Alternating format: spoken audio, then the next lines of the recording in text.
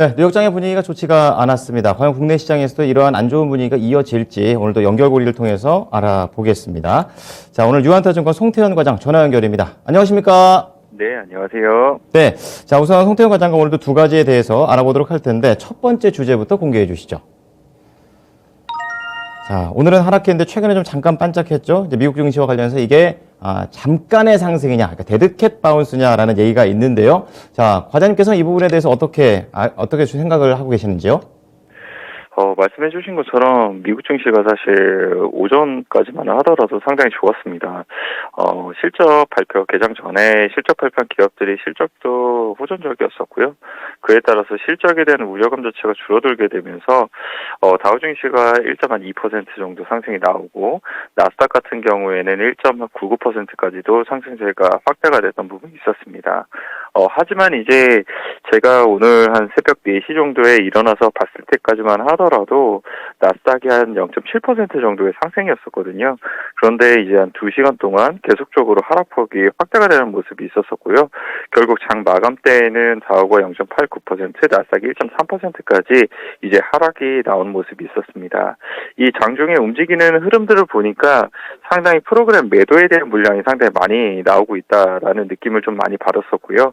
움직임 자체가 사실상 기회가 많은 부분 매도 물량이 나오는 것처럼 호가 자체가 상당히 빠르게 움직이는 모습이 많았습니다. 그래서 일단 미국 시장도 상당히 불안한 가운데서 프로그램 매도 물량이 계속적으로 번갈아 가면서 나오고 있다라고 보시면 될 것 같고요. 일단 나스닥 같은 경우에는 11월 고점 대비 10% 하락을 하게 되면서 완연하게 이제 조정 이 장에 진입을 했다라고 보시면 될 것 같고요. S&P 500 같은 경우에도 고점 대비 한 5% 정도 이제 조정을 받게 되면서 조정 국면에 들어가는 것이 아니냐라고 미국에서도 이제 논쟁이 많이 나오고 있습니다.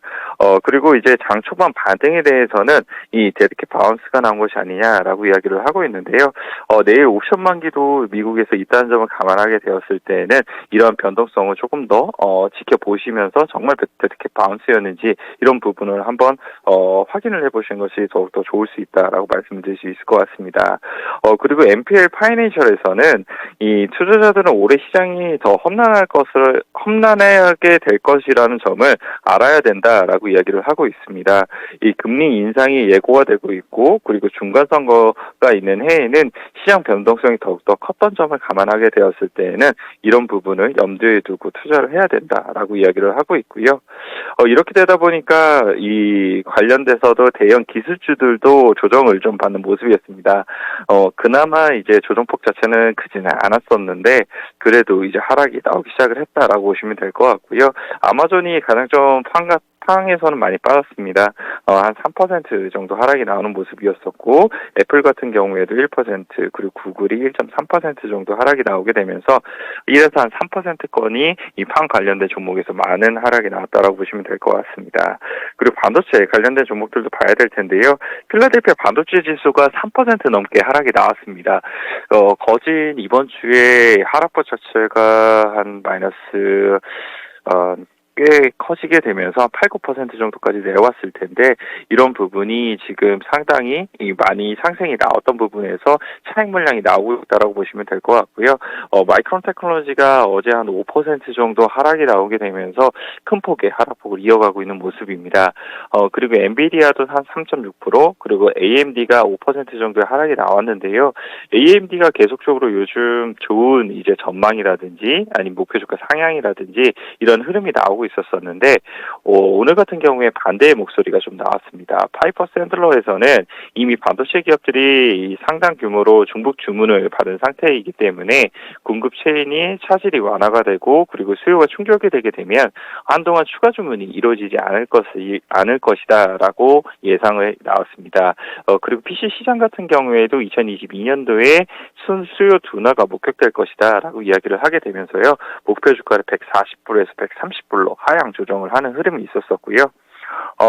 이 반도체에 관련된 기업들이 사실 요즘 주가가 주춤하다 보니까 이러한 이제 약간 보고 있던 이 관점 자체도 약간 약세로 변하는 것이 아닌가라고 생각을 해볼 수 있는 것 같습니다.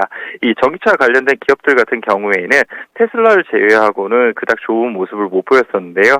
테슬라 같은 경우에 0.05% 정도 이제 상승이 나오게 되고 반대로 리비안이라든지 루시드 그리고 포드모터스까지도 3에서 한 6% 정도 하락세가 나오게 되면서 전반적으로 좀 좋지 못한 시장이었다라고 보시면 될 것 같습니다.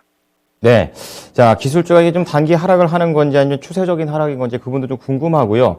또 지금 봐야 될 것이 시간 외에서 넷플릭스 소식이 상당히 좀 안 좋게 나오고 있습니다. 세부적인 사항들 그리고 얼마나 밀리고 있는지도 좀 짚어봐 주세요. 네, 말씀을 하신 것처럼 넷플릭스가 오늘 시간에서 실적 발표가 예정되어 있었습니다.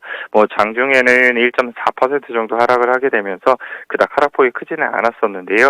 시간에서는 거의 20%에 가까운 하락폭을 보이고 있습니다. 실적 내용만 보면은 그렇게 나쁘지는 않았습니다. 블룸버그 기준으로 보게 되었을 때에는 EPS가 1.33달러가 이제 발표가 되었고 컨센서스는 0.88달러였습니다. 그리고 매출액 같은 경우에도 컨센서스를 부합하는 정도가 나왔고요. 수익 가입자가 중요하게 될 텐데 이 4분기에 수익 가입자는 828만 명으로 발표가 되었습니다. 이 컨센서스가 813만 명이었다는 점을 감안하게 되었을 때 컨센 대비로 양호하게 나왔다라고 보시면 될 것 같은데요. 투자자들의 눈은 역시나 이 가이던스에 쏠려 있었다라고 보시면 될 것 같은데 1분기 가입자 순증에 대해서 지난해 같은 경우에는 398만 명을 제시를 했었는데요.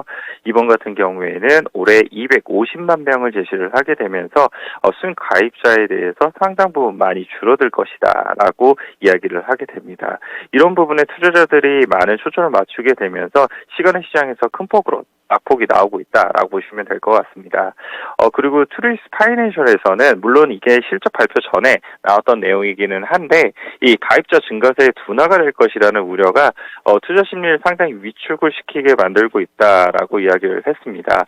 하지만 이제 가입자 증가세의 둔화를 경계하고 있기는 하지만 이번에 미국하고 캐나다에서 요금 인상 등 이 가격 결정력이 계속적으로 가지고 가고 있기 때문에 넷플릭스에 대해서는 목표 주가를 그대로 유지를 한다라고 이야기를 하고 있습니다. 그래서 일단은 시간의 시장에서 가입자 이 가이던스라는 이런 부분이 사실 실망감으로 다가오게 되면서 큰 폭으로 하락이 나오고 있기는 한데 오늘 시장과 맞물린 점도 어느 정도 있지 않았나라고 생각을 해볼 수 있는 것 같습니다. 그래서 넷플릭스 관련돼서는 일단 보수적인 관점을 가져가시는 것이 맞기는 하겠지만 그래도 이런 부분이 조금 과도하게 반영이 될 수도 있다라고 보시면 될 것 같습니다. 얘기를 들어보니까 이번 주제는 거의 기술주 성장주가 상당히 미국 증시에서 안 좋았다. 이렇게 좀 볼 수가 있는데 그렇다면 국내 증시에서 이게 좋을 리가 없거든요. 관련 종목들 어떻게 볼까요? 오늘 고민이 많이 되는 시장이 될 것 같습니다. 사실 어제 이제 큰 폭의 이 반등이 나왔었는데, 아이러니했던 점은 사실상 선물 시장에서는 외국인들에 대한 이 포지션 변화 자체가 전혀 나오지가 않았습니다. 선물에서 오히려 외국인들의 매도세가 추가적으로 한 2천억 정도가 나왔던 부분이 있었었고요. 그런 부분이 오늘 시장에서 과연 어떻게 작용을 하게 될 것인가 이런 부분은 좀 지켜봐야 될 것 같고요. 이 필라델피아 반도체 지수가 사실 금주에 많이 밀렸음에도 불구하고 의외로 삼성전자라든지 SK 하이닉스가 좀 견조했던 부분이 있었습니다. 그래서 삼성전자, SK 하이닉스가 계속적으로 이 정도의 이 주가 수준을 유지해 줄 것인지 이 부분 지켜보셔야만 한다라고 말씀을 드리고 싶은데요. 만약 여기서 삼성전자나 SK 하이닉스가 주가가 하락이 나오게 될 때는 지수에도 크게 영향을 미칠 가능성이 상당히 높기 때문에 그런 부분은 좀 지켜보셨으면 좋겠다라고 말씀을 드리고 싶습니다. 그리고 이제 기술 성장주가 어제 상당히 반등폭이 강하게 나왔었는데요. 그런 부분이 오늘에도 과연 이어질 수 있을지 이 부분 체크해 보셨으면 좀 좋을 것 같고요. 오늘 이제 이 LG 에너지 솔루션 IPO 관련된 환불금이 이제 나오게 됩니다. 과연 그 환불금 자체가 이러한 이제 성장주라든지 이쪽으로 들어올 것인가 이 부분이 지금 상당히 주목이 되고 있는 부분이다라고 보시면 될 것 같고요. 이게 사실상 어떻게 될지는 좀 시장을 보시면서 대응을 하시는 영역이라고 보시는 것이 맞지 먼저 예상을 하시고 거기에 맞춰서 행동을 하시는 것은 오늘 시장에서는 상당히 위험할 수 있다라고 말씀을 드리도록 하겠습니다. 예상보다는 보고 가자. 이렇게 좀 더 좀 방어적인 쪽으로 말씀을 해주셨습니다. 자, 두 번째 연결고리 주제 보겠습니다. 공개해 주시죠. 자, 루미나 테크놀로지, 벤츠의 자율주행 기술을 공급하는 계약을 맺었다 내용인데, 대충 이 회사 이름은 좀 처음 들어보는데 어쨌든 자동차 차량과 관련된 그런 회사인가 봅니다. 세부적인 내용 전해주시죠. 네, 루미나 테크놀로지가 어제 11% 정도 상승이 나왔습니다. 이 회사 같은 경우에 라이다 관련돼서 기술력을 가지고 있는 회사이다라고 보시면 될 것 같은데요. CES에서 참가를 했었던 부분이 있었었고요. 이 브레이크 충돌 회피 센서가 시험 차량에 장착이 됐던 부분이 있었습니다. 그리고 어제 이제 CNBC의 보도 내용을 보게 되면은 메르세데스 벤츠하고 루미나의 이제 라이다 기술을 적용한 이제 차세 차량이 나오게 될 것이다라는 보도가 나오게 되고요. 벤츠가 이제 향후 루미나 주식을 150만 주를 인수할 예정이다라고 이야기가 나왔습니다. 그리고 두 회사는 라이더 센서하고 차량 관련된 데이터를 공유를 하겠다라고 이야기를 했고요. 오스틴 러셀 루미나 CEO 같은 경우에는 그리 멀지 않은 미래에 루미나의 기술이 벤츠 차량에 사용이 되게 될 것이다라고 긍정적인 코멘트가 나왔습니다. 이 마르쿠스 세퍼 메르세데스 CTO 같은 경우에는요, 이 메르세데스는 올해 독일에서 S클래스하고 완전 전기 세단이 이 EQS에서 레벨 3 수준의 자율주행 옵션을 갖게 될 것이다라고 이야기를 했었었는데, 이런 부분 자체가 자율주행 관련돼서 생각보다 빠르게 라이더 관련된 기술을 적용을 하겠다라고 이야기를 하고 있다라고 보시면 될 것 같고요. 이 자율주행 관련돼서 생각보다 우리의 예상보다 더욱더 빠르게 도래할 가능성이 있어 보인다라고 말씀을 드릴 수가 있을 것 같습니다. 이 루미나 테크놀로지 같은 경우에는 사실 벤츠 외에도 지금 모비라이라든지 아니면은 볼보라든지 도요타 같은 글로벌 기업과도 지금 협력 중에 있다라고 보시면 될 것 같은데요. 사실 테슬라 같은 경우에 이제 카메라를 이용해서 자율주행을 하겠다라고 이야기를 하고 있었었는데, 보다 더 이 진보한 기술이 라이다 기술이라고 좀 보시면 될 것 같고요. 라이다 기술이 사실상 이제 가격적인 부분이 많이 문제가 됐었었는데, 루미나 같은 경우에는 사실 라이다에 대한 이러한 이 장비 자체가 이 많은 가격이 다운시키면서 만들 수 있다라고 이야기를 하고 있어서 많은 이런 글로벌 자동차 업체에게 주목을 받고 있는 기업이다라고 보시면 될 것 같습니다. 자, 이 벨로다인이 그동안 좀 강세를 띄었었는데 이 부분에 대한 분위기가 좀 전환이 되는 그런 모습이기도 하고, 자, 그렇다면은 이런 회사와 관련해서 CEO도 여러 가지 얘기들을 좀 해놨는데요. 추가적인 내용 조금만 더 짚어주십시오.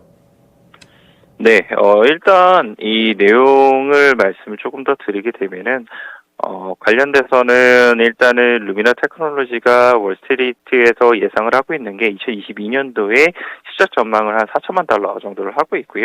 25년도까지는 약 한 8억 달러의 매출을 예상을 하고 있습니다. 그래서 이런 부분 자체가 상당히 루미나 테크놀로지의 이 성장성이라든지 이런 부분을 계속적으로 이 월가에서도 주목을 하고 있다라고 보시면 될 것 같고요. 이런 부분이 이번에 벤츠와의 이런 협업을 통해서 더욱더 잘 드러나고 있는 것이 아닌가라고 생각해 볼 수 있는 것 같습니다. 자, 말씀해 주신 것처럼 자율주행과 관련해서 연결해 볼 수 있는 그런 내용이 되겠는데요. 종목 간략하게 보고 마무리 짓겠습니다. 네, 국내에서 이제 자율주행 관련돼서는 대표적인 종목이 칩셋 미디어가 될 수 있을 것 같습니다. 관련돼서 텔레칩스에 대한 이야기도 많이 나오고 있는데요. 이번에도 자율주행 관련돼서 다시 한번 더 이슈가 됐을 때는 이 두 기업 좀 보셨으면 좋겠다라고 말씀드리고 싶고요. 조금 더 큰 기업에서는 현대 오토에버가 있습니다. 현대차에서 사실 소프트웨어를 담당을 하고 있고, 이 제네시스 브랜드의 소프트웨어가 계속적으로 탑재가 되고 있는 만큼 현대 오토에버는 조금 더 실적이 뒷받침되는 자율주행에 관심이 있으신 분들이라면 현대 오토에버 보셨으면 좋겠고요. 라이다 기술 관련돼서는 에브리봇이라든지 아니면 QSI, 동훈하나텍이 관련된 기업으로 뽑히고 있습니다. 하지만 실적에 대한 부분 자체가 그닥 좋지 못할 수 있다는 점에서 봤을 때는 어느 정도 변동성을 위주로 한 매매로서 접근하신 것이 보다 더 합리적이다라고 말씀드리도록 하겠습니다. 네, 과장님 한 주 동안 고생 많으셨습니다. 네, 감사합니다. 네, 지금까지 유한타증권 송태원 과장과 함께한 연결고리였습니다.